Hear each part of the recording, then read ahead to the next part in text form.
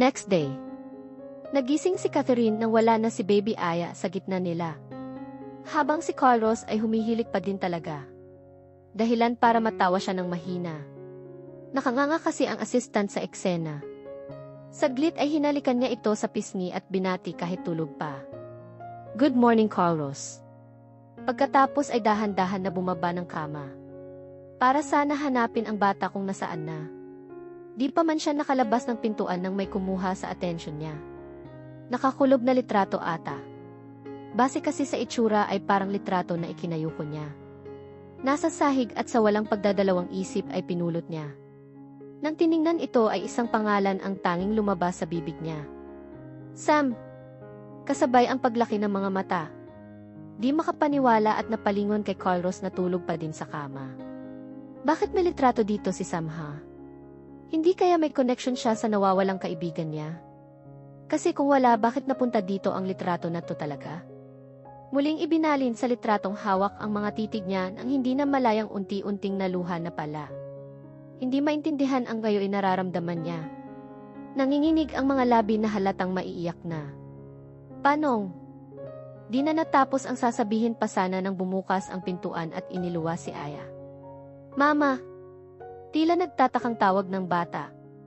Sinong hindi magtataka kung nakitang naluluha na ang mama niya? Nilapitan ito at tumingala. May problema ba ma? Tanong na may kasamang pag-aalala. Bago magsalita ay dahan-dahan na lumuhod muna si Catherine. Nang sa gayon ay mapantayan ang anak niya. Baby, may itatanong lang sana si mama. Ano yun ma? Ipinakita ang litratong hawak kay Aya. Bakit may litrato kayong ganito, Baby Aya? At kilala mo ba kung sino tong bata sa litrato ha? Agad na tumango-tango ang bata at sinabing, Paanong hindi makikilala dada ko yan ma? Yan si dada noong bata pa siya. Muntik na kaming magkamukha diba? At ginaya ang pose ng ama. Kapareho nung nasa litrato talaga. May posibilidad ba na si Carlos at Sam ay iisa? Nag-iisang tanong na tumatakbo ngayon sa isipan niya. Sa pagkakataong to ay napaiyak na nga siya. Nang biglang maramdaman ang maliit na mga yakap sa eksena. Niyakap na pala siya ng anak niya. It's okay ma. Nandito lang ako, tahan na. Di man alam ni Baby Aya kung bakit nagkakaganito ang mama niya pero isa lang ang gusto niya. Ang damayan at patahanin ito gaya ng ginagawa nito sa kanya. Sa mga oras na mahina at umiiyak din siya. Nang may marinig sila, daing nasabihin na lang nating sabay na ikinalingon nila. Carlos, Dada, dali-daling tumakbo papuntang kama ang dalawa. Kaya bumungad lang naman ang nanginginig ng si Carlos. Nakapikit at naluluha. Kat-kat. Bigkas ng bibig pa. Dahilan para maestatwa sa kinatatayuan si Kath. Ngayon niya lang uli narinig ang tawag na yun talaga. At tanging si Sam lang ang tumatawag ng ganun sa kanya. Habang si Baby Aya ay hinawakan ang noo at liig ng dada niya. Sinek ang temperatura. Ang init ni dada. Pero ang CAO ay tulala pa din ata. Nang mapansin ng bata ang reaksyon ng ina. Nilalagnat ka na nga, ibang pangalan ng babae pa ang lumalabas sa bibig mo ha. Baka magselos si mama. Maingat na naglalakad si Catherine para dalhin sa kwarto ang lugaw na hinanda niya. Di pa din mawala sa isipan niya ang mga nangyari kanina. Yung natuklasan niya at ang pangalang lumabas sa bibig ng kasintahan niya. Hindi pa man sigurado pero ramdam niyang si Carlos ang nawawalang kaibigan niya. Sana nga. Dahil ngayon pa lamang ay umaasa na siya. Gusto niyang itanong ang totoo pero baka sa susunod na. Hindi pa kasi maganda ang pakiramdam ng mahal niya. Kaninang paggising niya maayos naman ang pakiramdam nito Biglang nilagnat nang di niya mawari kung bakit ba. Habang sinusubuan ng CEO ang kasintahan niya ay nakangiting nakatingin naman ang anak sa kanila. May pagigil na nalalaman pa. Akala mo naman nanonood ng kay-drama at kilig na kilig sa eksena. Ang cute niyong dalawa. Sana all na lang talaga. Di maiwasang tukso ng bata. Magsasalita na sana si Kath nang bumukas ang pintuan ng kwarto kung nasaan sila. Tita Marta. Si Marta lang pala. At nandito siya para sunduin at ihatid sa school si Aya. Bago umalis ay kinumusta muna ang kalagayan ng kaibigan niya. Na ngayon nanghihina dahil nasa nilalagnat, diba? Matapos magpaalam ay umalis na ang dalawa. Kaya si Carlos at Catherine na lang ang natira. Nakaupo sa kama at may pastering contest na nangyayari pa. Unang umiwas ang CEO sa kadahilan ng kailangan pang painumin ng gamot ang assistant niya. Mamaya na yang landian pag gumaling na. Salamat. 11:00 na. Kasalukuyang nasa sofa ang dalawa. Medyo hindi pa din maganda ang pakiramdam ni Carlos, kaya nag-alala na talaga ang kasintahan niya. Dalhin na lang kaya kita sa hospital, Carlos? Hindi pa din bumababa ang lagnat mo ah. Ngunit sa halip na pumayag ay umiling. Iling lang ang assistant sa eksena. Tanda na ayaw niya. Okay lang ako, Catherine. Di mo na kailangang gawin yun talaga. Pero, hindi na natapos ang sasabihin pa sana. Nang may kumatok na ikinalingon nila. Ako na. Tayo ni Kath. Naglakad papuntang pintuan para pagbuksan kung sino man ang nasa labas na bisita.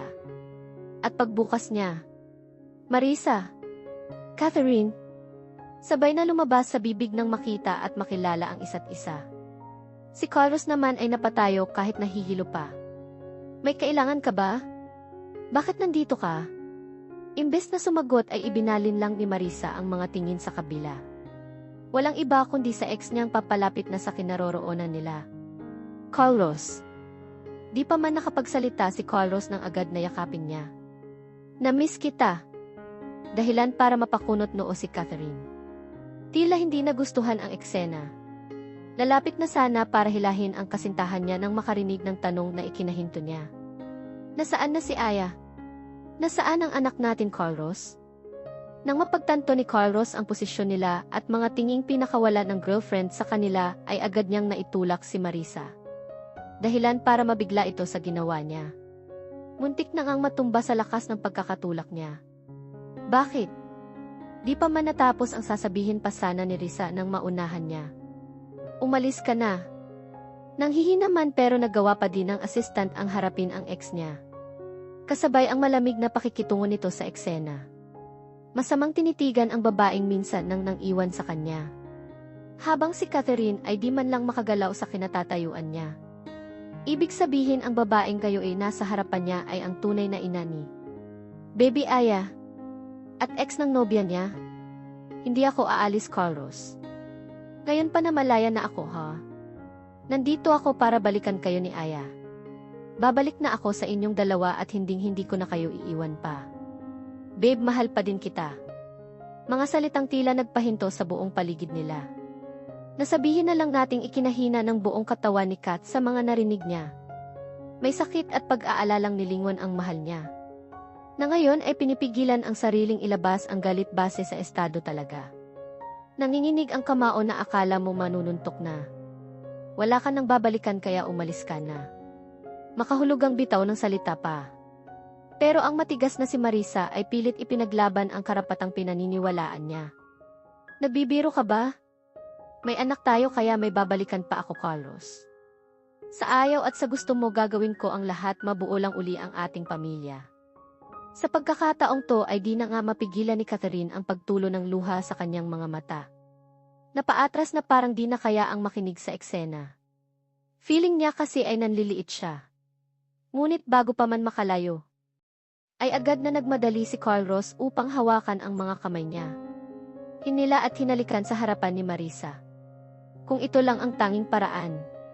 Para iparamdam sa kanya na wala siyang dapat na ipag-alala ay gagawin at gagawin ng assistant sa harap pa ng ex niya.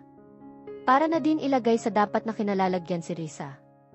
Na ngayon di maiwasang manlaki ang mga mata sa nakita. Naghahalikan na ang dalawa at binaliwala ang pag-angal niya. Nakalimutan na ata ni Carlos na nilalagnat siya. Kung makamukbang ay akala mo hubaran na si Kath. Matapos ang mainit na halikan ay pinunasan niya ang luha nito sa mga mata. Sabay bulong ng, "Mahal kita. Pangakong ipaglalaban kita kahit saan pa.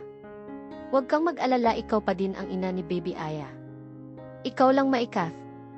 Napangiti nang wala sa oras ang CEO sa mga salitang pinakawalan ng kasintahan niya. Sana all binibigyan ng assurance ha. Ayon biglang namula. Dahan-dahan na lumingon si Carlos sa kinatatayuan ni Marisa. Nahalatang shock pa din sa mga nasaksihan niya. Gusto kong ulitin sa'yo na wala ka nang babalikan pa. Pwede ka nang umalis, Risa. Wala ka ng papel sa buhay ko at kay Aya. Iniwan mo na kami, di ba? At ang kapal ng mukha mo na bumalik at sabihing aayusin ang pamilyang ikaw ang sumira. Pwes huli na. Nandito na si Catherine. Sa kanya ko lang naman bubuohin ang pinapangarap kong pamilya. Kaya lumugar ka. Halos matumba si Marisa matapos marinig ang mga sinabi ng ex sa kanya. Naluluhang umiiling-iling at ayaw maniwala. Hindi pwede, Carlos. Ako ang... Hindi na natapos ang sasabihin pa sana nang tumunog ang cellphone nito sa bulsa. May mensaheng binasa bago uli ibinalin ang tingin sa dalawa. Hindi ako titigil hanggat hindi kayo bumabalik sa akin ni Aya. At ikaw, Catherine. Titig ng masama kay Kath. Dapat ikaw ang lumugar sa ating dalawa. Huling sinabi at nag-walk out na. Hindi man lang hinintay ang isasagot sa kanya. Pagpasok ni Marisa sa sasakyan niya, ay agad na nagtanong ang driver sa kanya. Hindi lang driver dahil ito ay kaibigan lang naman niya. Nakita mo ba si Baby Aya? Ano? Malaki na ba siya? Sa halip na sumagot ay tahimik lang siya. Kasabay ang patuloy na pagtulo ng luha sa kanyang mga mata. Sa pag-aakala kasing magiging madali ang pagbalik sa buhay ng mag-ama. Niya ay naging kabaliktaran pa. Ngayon ay di maiwasang madurog ang puso niya. Gaya kung paano niya dinurog ang puso ni Carlos at Aya. Kung alam mo lang kung gaano kasakit ang naging desisyon kong yun, Carlos. Ginawa ko lang naman yun. Para protektahan kayo ni Baby Aya. Hindi ko naman talaga ginusto ang iwan kayong dalawa. Pero ngayong nandito na ako ay di ko kayo susukuan talaga. Ngayon pa ba na malaya na akong makasama kayo ha? Lalaban ako kahit nakalabanin ko pa si Catherine. Babawin ko kayo sa kanya. At di na nga mapigilan ang umiyak sa eksena. Gustong ilabas ang sakit na ngayon. Nararamdaman niya. Habang ang kaibigan ay naaawang nakatingin sa kanya. Alam kasi nito ang lahat ng mga pinagdaanan niya. Marisa. Natuod si Carlos sa kinaupuan niyang sofa nang taasan siya ng kilay ni Catherine. Gustong tumayo para sana abutin ang girlfriend nang sinyasan siya na wag talaga. Wag kang tatayo, Carlos. At nag-walk out na ikinakaba ng assistant na pinagpapawisan na. Hindi naman lumabas si Kath pero pumasok sa kwarto katabi ng kay Aya. Sa kwarto ni Carlos at may kinuha ata. Nakayukong nakaupo lang si Carlos sa sofa na ngayon ay halatang maluluha. Base sa estado niyang kung titingnan mo ay nakakaawa. Mahigpit na napakapit sa kinaupuan niya at nanginginig ang mga kamay at labi sa kaba. Pinipigilan ang luha pero tumulo na. Akala niya kasi kukunin ni Catherine ang mga damit nito sa kwarto niya para umalis at iwan siya. Dahil nga sa mga nangyari nang magpakita ang ex niya. Na siyang tunay na ina ng anak niya. Carlos. Boses na nagpatingala sa kanya. Walang iba kundi ang girlfriend na napakunot noon na nang makita ang pagmumukha niya. Hey, anong nangyari ha? Pinunasan gamit ang mga kamay ang luha sa mga mata niya. May problema ba? Ngunit sa halip na tumugon ay humikbi na nga siya. Dahilan para yakapin siya ni Catherine. Carlos, ano ba? May problema. Hindi mo ako iiwan, di ba? Paos na tanong putol sa sasabihin sana. Di mo kami iiwan ng anak natin, di ba? Dagdag pa. Dahan-dahan ay bumitaw ang girlfriend para harapin siya. Hinawakan ang mga kamay niya. Sinong nagsabi na iiwan kita? No. Hindi ko kayo iiwan ni Baby Aya. At kahit hindi ako ang tunay na ina niya ay tinuring ko siyang tunay na anak, Carlos. Kung maaari ay ipaglalaban ko siya.